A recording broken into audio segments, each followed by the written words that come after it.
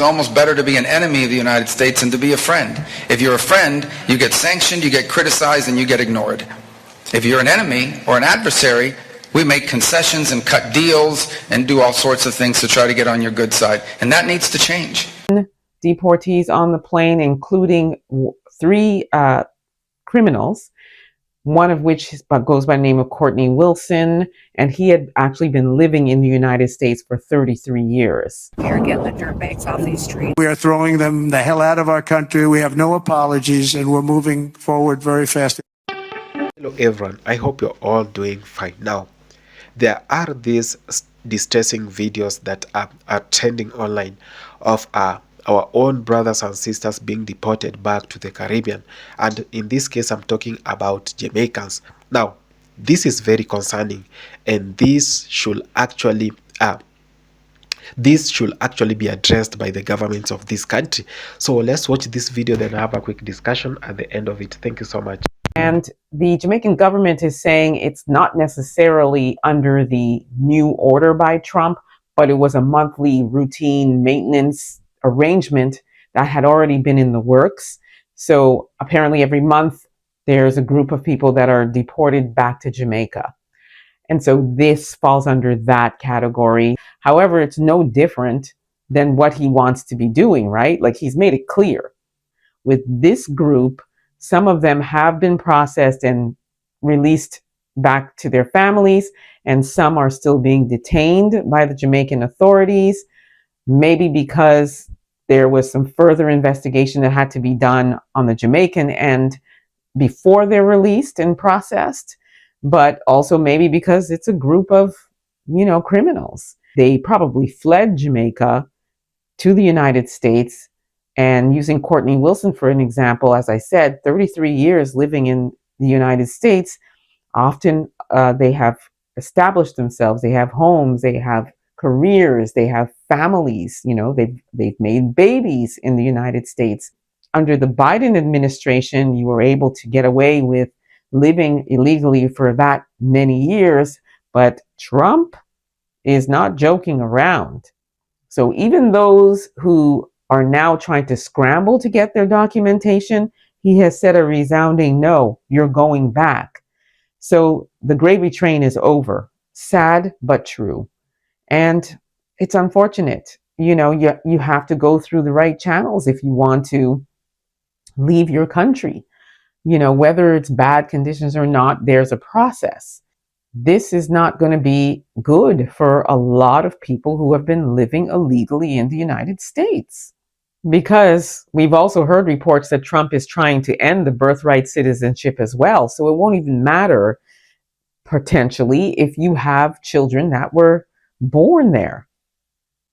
So what does that mean for the thousands upon thousands of Jamaicans that are living illegally in the United States currently? It means that you're on your way back home. But to those who have, left criminal activity and came to the United States to continue with criminal activity, or even if you're living well, but illegally, you're on your way back.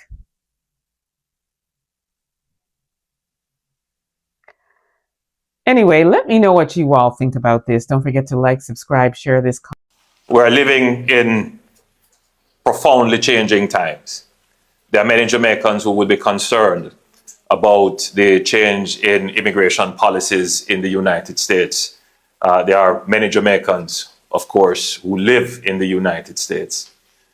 I would want to reassure Jamaicans that your government has long been planning and putting in place measures to address any changes in policies in the United States.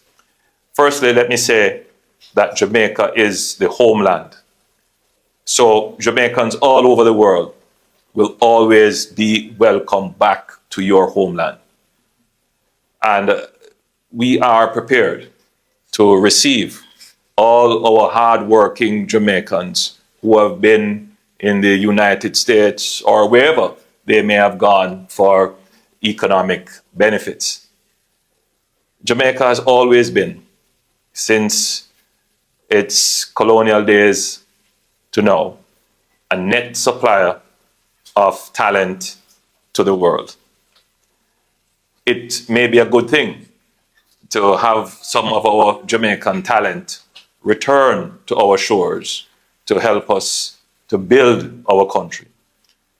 There are many Jamaicans now who are feeling uncertain in the United States and who are considering returning on their own to avoid the indignity of being deported. And we welcome you back to Jamaica. We want your talent. We want your resources. There are many opportunities in Jamaica that together we can take advantage of and build the country that we would want. But let me be clear that for those Jamaicans who intend to come back with crime and violence to undermine what we have been building here, let me be clear to you that this is not the Jamaica that you left 10 or 20 years ago. It is not the JCF that you left 10 or 20 years ago. You will either meet a judge or your maker if you come back to Jamaica and violate our laws and create havoc. I know that there are many who will be returning to Jamaica, coming back to lovely communities like these, rural areas like these, and they may attempt to set up gangs, get involved in scamming, and undermine the values of the communities that they return to. We will not tolerate that. We want all our Jamaicans to always feel that they have somewhere to come back to and call home and be well received. Come back with a good heart and a good mind. Come back willing to work. Come back with your resources. You will be able to make life here. But don't come back here to undermine and destroy what we have built. The government is already planning in terms of putting in place new measures, enhanced security measures, to address those who we know have a criminal past or who have been interdicted in the United States, convicted in the United States, and are being returned after serving their criminal penalties there. And we will ensure that they are appropriately monitored here and that they are not in any way contributing to an increase in our crime or murder rate. We have sacrificed long and hard. The people of Jamaica have borne the negative impacts of local violence. We will not tolerate criminals coming back here to increase our crime rate or murder rate. It is on a downward trajectory. We're doing very well, and we will not allow this to happen. Arriving at the detention center, they're considered the, quote, worst of the worst by the Trump administration. Tents have already gone up to hold these migrants, and U.S. Marines were flown out to the detention center over the weekend to help support the Army. It's still unknown how long they will be held there and what their rights will be while detained. Illegal migration is the main focus of Secretary of State Marco Rubio's trip to Central America. Rubio arrived in Guatemala just a short time ago, and he plans to attend a dinner with President Bernardo Arévalo tonight in Guatemala City. This morning, Rubio met with the president of Costa Rica, a country that he says is used as a transit point for terrorist drug groups and undocumented migrants. And despite plans to stop U.S. aid funds, Rubio offered Costa Rica a waiver for their efforts, adding their fight furthers U.S. interests. It has seemed as if it's Just 3 days into President Donald Trump's second term, ICE says it has made 538 arrests and detained 373 undocumented immigrants in sanctuary cities across the country. Here in New York, an alleged El Salvadorian MS-13 gang member, a Jamaican citizen facing child pornography charges, and a Honduran citizen convicted of drunk driving. The president's executive orders give federal authorities broad powers to detain and deport. The targets at the moment, though, appear to be suspected criminals, but New York City officials are prepared for anything. We're in a wait-and-see mode. I mean, we don't know, how broad this is going to impact our folks. New York's sanctuary city laws forbid city agencies from cooperating in all but criminal cases. The NYPD cannot assist in mass deportations. The fact that a person is present in the United States without lawful authorization is a civil matter, not a crime. Even the council's conservative members support that. I don't think they're going to just start deporting anybody. They're going to focus on the criminals. Who would be against that? This is not mass deportation of good people. This is mass deportation of the worst of the worst. Mayor Adams, for his part, is urging the city's immigrant community to not be afraid. Children should go to school. Those who need health care should go to hospitals.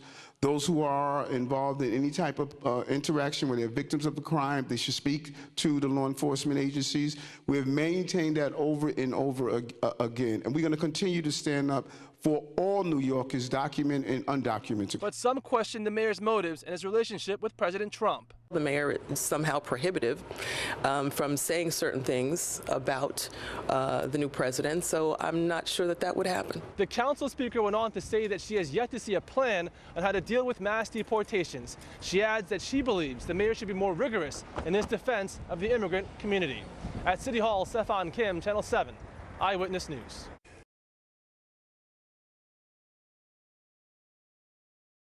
Activists just told me, but we are going to start precisely with reactions to that program that you just mentioned, which is no longer in existence. Margelis Tinoco breaks down in tears at the Mexican-U.S. border. Her asylum appointment scheduled for today was canceled. President Donald Trump shut down a mobile app known as the CBP-1, which enabled Tinoco and many immigrants who sought to enter the United States through legal ports of entry. The website now says all appointments are canceled. We have 31,000 people who remain in Mexico, had a way for people to sign up, walk through a line, be interviewed. We asked immigration attorney Willie Allen what options exist for Tinoco and many more like her. I'm not sure what's going to be the next approach. I am concerned. Not surprised. Not surprised at all. Jepsi Meletus, an immigration activist in South Florida, tells me her organization and many others began preparing for the executive orders announced today. It's also important that our family members take every measure, every action that's possible to protect their assets, their children, and their interests.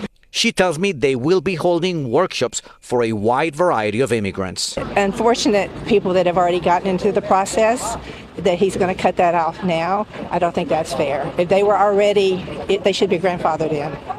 If they were already in the process of doing some kind of immigration legally. Mixed reactions on Monday at this Cuban landmark where many of the president's supporters gathered. We cannot have open border and everybody come in and they check him in and they have a pass and they send him to Chicago or New York. And I will send troops to the southern border to repel the disastrous invasion of our country. The first part of his inaugural address was dedicated to border security. We will also be designating the cartels as foreign terrorist organizations. It's a great day for America. He said exactly what the American people voted for. I think the word after the speech today for the immigrants is fear. So there you have it. Besides the CBP-1, also the humanitarian parole program, which enabled hundreds of thousands of immigrants from Nicaragua, Venezuela, Cuba, and Haiti, is also no longer valid, and those people are in a limbo. But President Trump says that his priority first are going to be those with criminal records and deportation letters. We are live in Little Havana. Back to you, Lauren. Now, I've been watching a lot of videos and on the internet about deportation of so many people. We've seen Venezuelans, we've seen Latinos crying out, and now we've seen Africans crying out. We've seen so many other groups of people crying out in the US. But this one from Jamaicans is very, very emotional because I've seen videos where people are crying out that they were born, raised in the US with no criminal record, but they are being deported. That we have so many people in the Jamaicans in the US who are prisoners for whatever they didn't do. So Today, I'm here to talk about why the Jamaican government is not actually acting so fast to rescue its people who are in the US.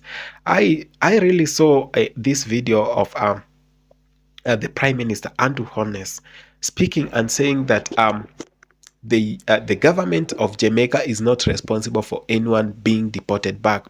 And I was like, oh my goodness, what's not happening in Jamaica? The Caribbean needs to be serious. The leadership of the Caribbean countries need to be serious, because one thing, these people left their countries to go and look for greener pastures, and they did not go there because they like to be there. They went there because the systems in Jamaica are not working for them.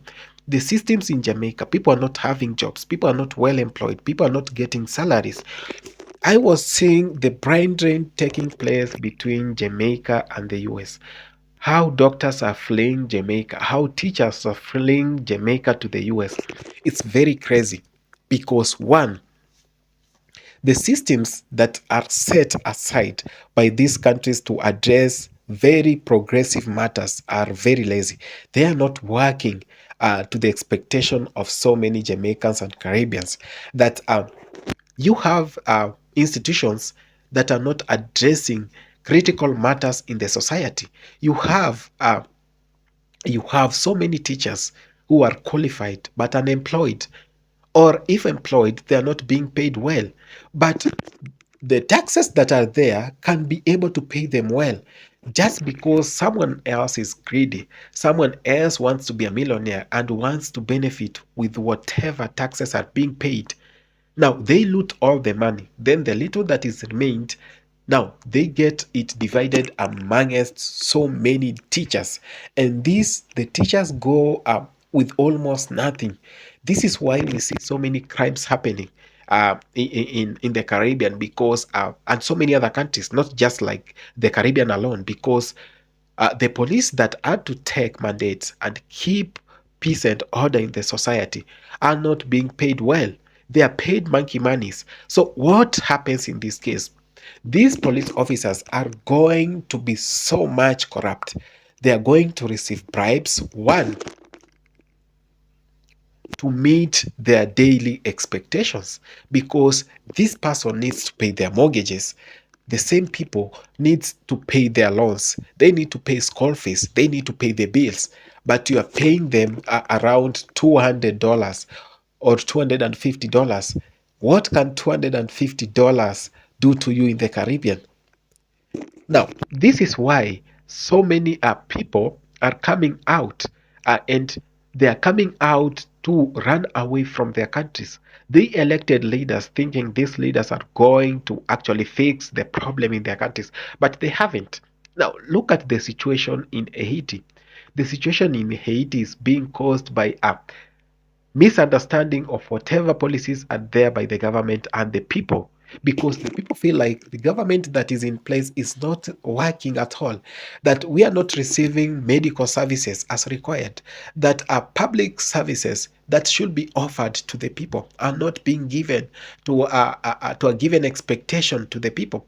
Now, this is why we have a large number of people trying to oppose the government, and people are actually turning out to be rebels in their own countries, because if you elected someone, you went to the ballot, you thought this is the person who is going to fix this economy, this is the person who is going to fix the insecurity level in this country, because in their manifestos and in their policies before being elected, that's whatever they say. They act like angels who are going to actually fix everything. Then they come out as greedy